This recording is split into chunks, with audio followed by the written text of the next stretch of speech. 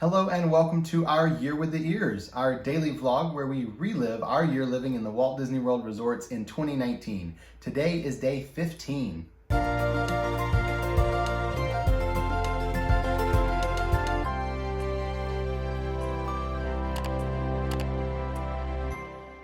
This morning we woke up nice and tired. We were up very early, but it was not by choice.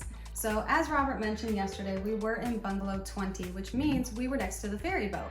Now, well after 1 o'clock, we were still listening to this noise.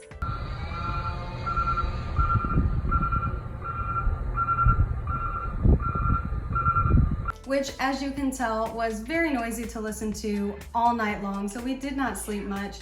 We called twice about the noise, but they were working on the dock, and so you can kind of hear they've got trucks backing in, they've got noise going and drills. So because our bed was against the wall that is next to the ferry boat, we heard that all night long. It was lovely. It was wonderful.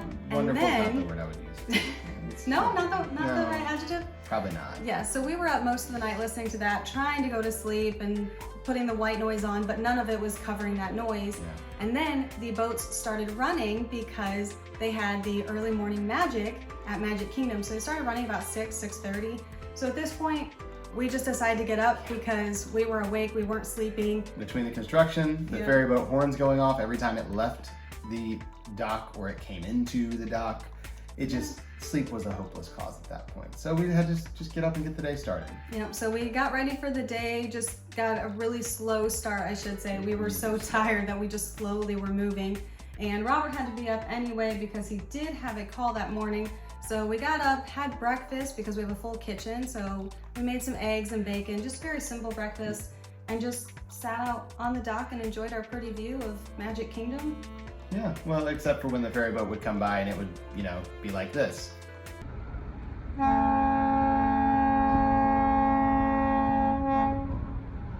Yeah, so it was a great view, but just noisy. The ferry boat's a little bit much sometimes. So she mentioned I had a call. I did have a 9 o'clock call scheduled, and that call was not actually with a marketing client. It was with another Disney Vacation Club member because we had to do a joint call with member services.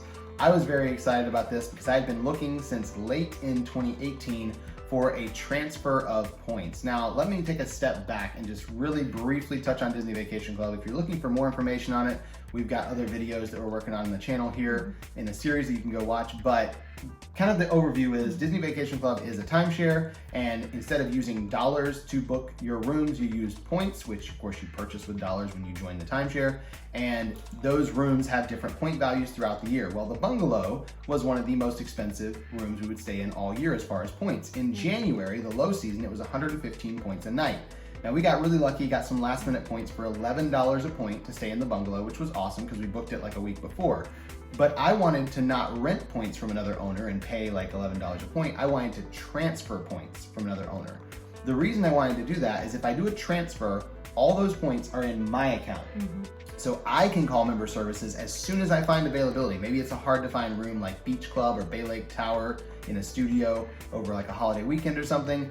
I can call member services and say, hey, I want to book this with the points in my account. Instead of trying to find availability, then find someone willing to rent the points that has the right price and try to coordinate all of that, it would just make my life a lot easier. Well, I found this guy who was willing to do a large transfer of points. He had 620 points at a couple different resorts combined that he was willing to transfer for $14 a point, which is an amazing price if you're doing a member-to-member transfer. Usually those are at least 16, so I was very happy. He was a super nice guy. We got on the phone with member services at 9 a.m. It was a really easy transaction, and within about 15-20 minutes, I had a new set of 620 points sitting in my DVC account that I could then use for booking things like rooms in December, which is actually what I did with most of those points. I booked December and I also booked some September because those were exclusive to the home resort priority of his contracts, which we transferred in. There's a lot more detail when it comes into transferring and like home resort and all that. All you need to know is we got a pretty good deal on points that we can use later on. So I was able that morning to start booking rooms in September and also in December that we really wanted to get at Animal Kingdom Lodge and also at Old Key West. After spending a few hours booking rooms and both of us doing a little bit of work, we went to Kona Cafe, which was actually our first time eating there. Yeah, we'd never been there before, and I don't know how. We just always went to Ohana, I think, when we were going to be at Polynesian for something, and we never stayed there. This was our first time at Polynesian, but Kona Cafe impressed. We were so glad we went.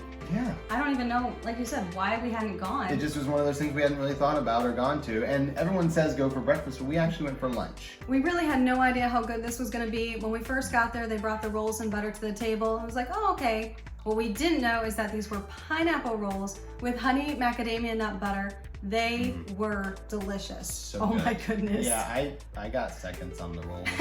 My rule is always like, don't fill up on the bread, like try the food. That bread was worth filling up on. It was worth the seconds. It was delicious, and everything we had was delicious. You got the crab cake. Yeah, the crab cake was my appetizer. That was really, really good. And the Asian stir fry. The stir fry, yeah, that was kind of the entree, but we just kind of had them bring it all at once. So yeah, it was. We kind of picked off each other's Yeah, it plates. was kind of this big platter of sharing on the table going on. I had some chili dusted shrimp and pot stickers. So they were just kind of smaller plates for the most part. We just kind of shared because we wanted to try a bunch of everything. Pretty much. But then dessert came. Oh yeah, dessert we each got our own. Yes, we did not share this. We each got to try a little bit, but we did not share. Well, I got to try some of yours. You didn't try mine, and I don't know why. It looked pretty though. It was very pretty. Mine was a coconut tapioca pudding, and Alyssa does not like coconut in any way, shape, or form. No. So she didn't even try it. So I got to have the dessert all to myself. Now the fact that she doesn't like coconut had nothing to do with my choice. I did not think about like, oh, this isn't like coconut. If I get this, I get it to myself. That didn't even cross my mind. But I will tell you, he ordered a lot of coconut desserts throughout the year, so. I just love coconut so much. What can I say? Look at those girls. Welcome. I look at the Girl Scout cookies. I'm like, which ones? Oh, the coconut ones. Those are the best. Yeah. And the mint ones too, because. Well, he knows I love chocolate, and I don't share it anyway. So my dessert was a chocolate torte, and it was delicious. It was served warm, and it was just the perfect serving size. And I also learned that not every feature in Instagram story should be used, such as in this video where it was a little scary. So we had a wonderful meal, and we did have to kind of hurry back to our room because Robert had a client call and we wanted to make sure we were there for that. And the ever constant Instagram husband that you are, after Robert's call, we went out on the beach and took some pictures because I really liked my Moana skirt I was wearing and I felt very Polynesian. So Robert went and took some pictures of me on the beach, and we just kind of enjoyed being out there for a few minutes because no one else was there. So we had the whole beach to ourselves. Yeah, have you ever noticed like I don't ever get the Instagram photo shoot? I don't know why. Like I have the cutest You didn't have a cool Moana skirt. I have cool hats, I guess. You do. I should do pictures with your hats. I'm sorry. Just the hat, not my face. Just the I should hat. be more of a supportive wife. I can go like this and just take a picture of the hat. We can be good. That would make sense. I don't think so. We tried not to schedule anything at all while we were in the bungalow, so we didn't have to leave. But this came up and we had to go because we had, before we left to come live at the resorts, we had bought new phones, and we had our old phones because they were a couple years old. We didn't know how to like trade them in. They weren't really worth anything in the trade-in. So we thought, okay, we'll sell them on Craigslist or Facebook Marketplace or whatever. And sure enough, we had someone that wanted to buy them, but he wanted to meet that night. So we gotta leave the bungalow, but hey, like he's gonna give us a few $100s and get rid of these old phones we've been carrying around.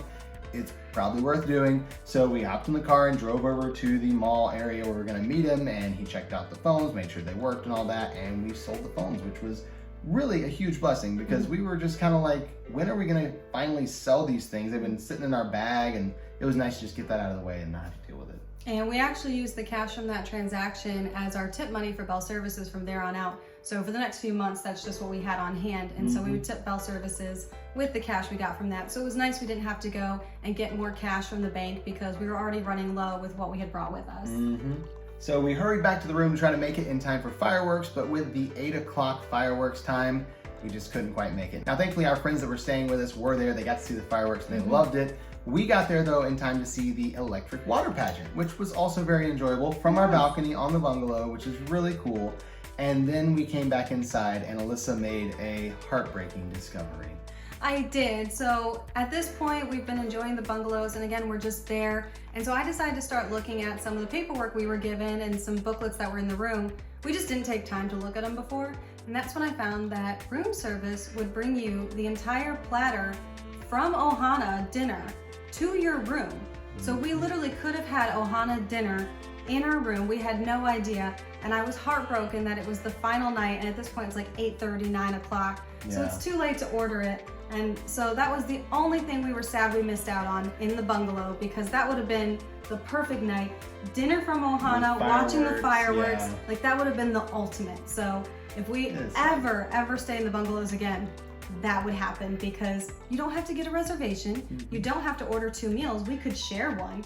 So we learned our lesson the hard way, unfortunately, Yeah. but I'm sharing that little tidbit with you for those who may stay in the bungalow later on. And we did tuck that bit of information in the back of our minds for future stays, and we did frequently look at the room service menus after that, because there are other places that offer that type of meal service in the rooms at specific resorts. So good to know if you ever do stay in the bungalows. I don't know that we'll be staying in the bungalows ever again because of our whole experience with the noise and the boats and everything else. And then that night we decided we were gonna try and go to bed early because, you know, we're exhausted. We didn't take a nap after not sleeping.